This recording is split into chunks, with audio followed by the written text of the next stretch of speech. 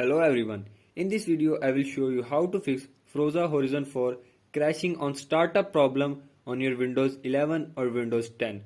So to fix this issue, follow every step as I am showing in this video, and do not forget to subscribe this channel and also press the bell icon for the latest upcoming videos. Hope so this will fix your problem and help you a lot.